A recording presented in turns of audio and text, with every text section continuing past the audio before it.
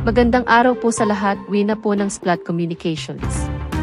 Uso po ngayon ang bangayan at laglagan, just a typical day sa pag-inog ng politika ng Pilipinas. Sa pagdinig sa Senado, nagkaroon ng mainitang palitan si Senator Raffy Tulfo at si Secretary Galvez.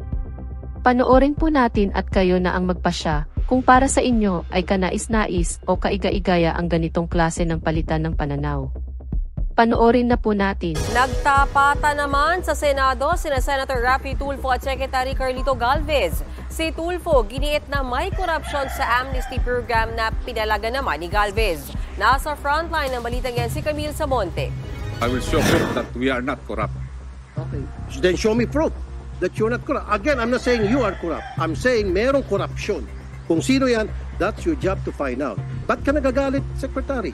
Because you are accusing us that our organization is corrupt. Naging mainit ang sagutan ni Senator Raffy Tulfo at ni Presidential Peace Advisor Carlito Galvez Jr. sa pagdinig ng Senado kanina. Nababahala kasi ang ilang senador sa hindi pagkakatugma ng bilang ng mga sumukong rebelde at mga isinukong armas sa decommissioning program ng peace negotiations. Natalakayan sa pagdinig ng Senate Committee on National Defense kaugnay ng amnesty program sa mga sumukong miyembro ng Moro Islamic Liberation Front o MILF. Sa datos ng MILF Peace Panel, simula nang mag-umpisa ang programa, higit 26,000 combatants o rebelde na ang sumuko. Pero higit 4,000 lang ang isinuko nilang armas sa gobyerno. Tanong ng mga senador, paano natitiyak ng gobyerno na miyembro nga ng MILF ang mga sumuko? Dapat daw yang masiguro, lalo't may kapalit na 100,000 piso ang bawat susukong MILF member para sa kanilang pagbabagong buhay. Ayon kay Senator Raffy Tulfo, umabot na sa 2.6 billion pesos ang pondong nailabas na para sa mga sumukong rebelde. Paliwanag ng Office of the Presidential Advisor on the Peace, Reconciliation and Unity, hindi lahat ng sumusukong rebelde ay may armas. Normally, kami mga military, pagka nagkakaroon po ng enkwentro, matagal po ang enkwentro. Pero yung isang baril, kunyari, mayroong tumumba, mayroong pumupulot na unarmed. So yung combatant doesn't mean na mayroon siyang baril. Pero hindi kumbinsido rito si Tulfo. I'll stand by what I said. Meron pong corruption dito. Masaktan ka na, masaktan ka, I don't care. I'm talking on behalf of the taong bayan. Kasi nga, very clear ng discrepancy dahil kung wala po talagang corruption dito, sana nagmamatch tong numbers. Agad yang itinanggi ni Galvez. Take offense, Senator, that you are already telling us that there is a corruption. I believe that is not a correct accusation to us.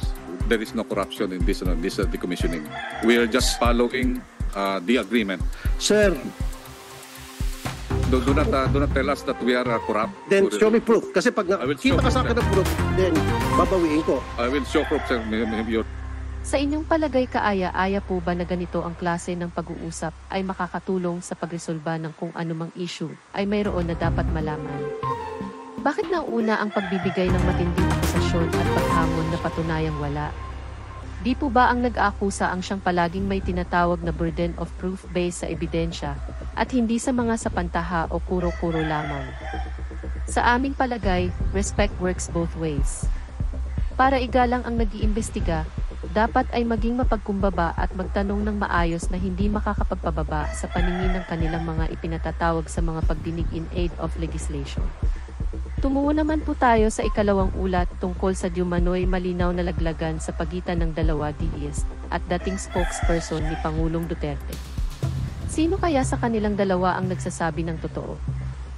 Ipinaaresto na raw si dating Pangulong Rodrigo Duterte ayon sa kanyang dating tagapagsalita na si Harry Roque. Pero fake news daw yan, sabi naman ng isa pang dating spokesperson na si Salvador Panelo. Ano ba talaga? Alamin sa report ni Maricel Halili. Nagkokontrahan ngayon ang dalawang dating presidential spokesperson, dating Pangulong Rodrigo Duterte. Ang dahilan, kung totoo bang ipinaaresto na si Digong. Sabi kahapon ni Attorney Harry Roque, hindi ako nakatulog kasi tinawagan ako ni Tatay Digong at sabi niya nakakuha siya ng impormasyon na anytime daw baka siya arestuhin. Tinabla naman niya ni Attorney Salvador Panelo. Tinawagan ko si PRD at sabi niya hindi ko tinatawagan niya. Wala akong tinatawagan. Madali sabi fake news. Walang bagong tugon dyan si Roque. Pero sa kanilang Facebook Live kanina, giniit niyang hindi siya fake news. May basehan aniya ang mga inilalabas niyang impormasyon.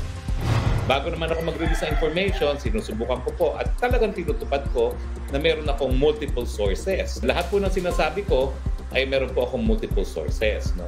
At dahil ako naman naging spokesperson, siguro naman kapanipaniwala yung mga pinakikinggan kong mga sources. Dagdag pa ni Roque, posibleng ang International Criminal Court ang maglabas ng arrest warrant o hindi kaya ay para sa kasong sedition, bunsod ng pagsusulong ni Duterte na ihiwalay ang Mindanao sa Pilipinas. Kabilang sa mga naunang isiniwalat ni Roque ay ang nalaman niyang balak na pagbuwag umano sa Task Force Davao. Tila senyales daw yan ang posibleng ang pag-aresto sa dating Pangulo. Alam nila na loyal sa mga Duterte itong Task Force Davao, so parang nagkaroon nga ng, yan po ugo-ugo ngayon na bubukin daw ang Task Force Davao. April 2003, nang buuin ang Task Force Davao sa ilalim ng nooy Davao City Mayor Digong.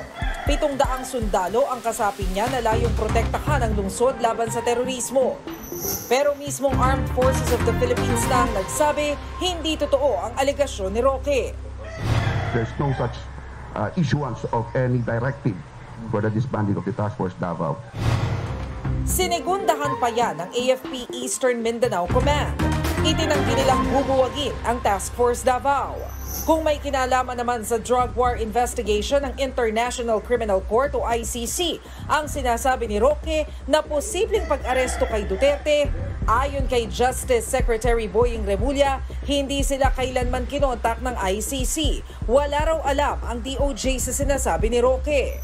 Kung ang pag-uusapan naman ay ang Sa naganap na tila laglagan ay isa ang malinaw. Mayroon na isa sa kanila ay maaring hindi nagsasabi ng katotohanan. Mahirap po na naglalahad ng mga half-truth sapagkat isang form din po iyan ng kasinungalingan. Maaring totoo naman na maraming iba't ibang source na nagbibigay ng impormasyon kay dating Spokes Attorney Harry Roque at hindi po iyan nakakagulat.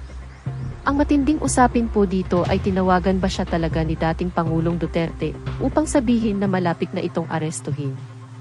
Kung totoong tinawagan siya ni FPRRD, bakit naman ito itatanggi ng dating Pangulo nang i-verify ito ng isa pa ding dati niyang spokesperson na si Attorney Salpanelo?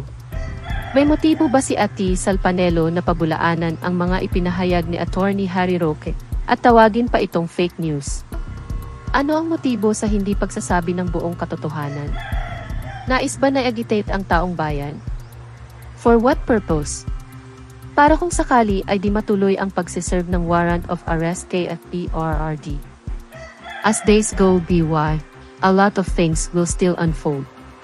Be mindful po palagi sa klase ng impormasyong inyong mga madidinig. Pag-aralan pong mabuti ang motibo sa mga galawan at pag natumbok nyo po iyon. Madali nyo pong matututunan kung ano ang tamang sa peking impormasyon. Maraming salamat po. Please subscribe, follow, like, comment, share and please don't skip ads. Thank you. Bye.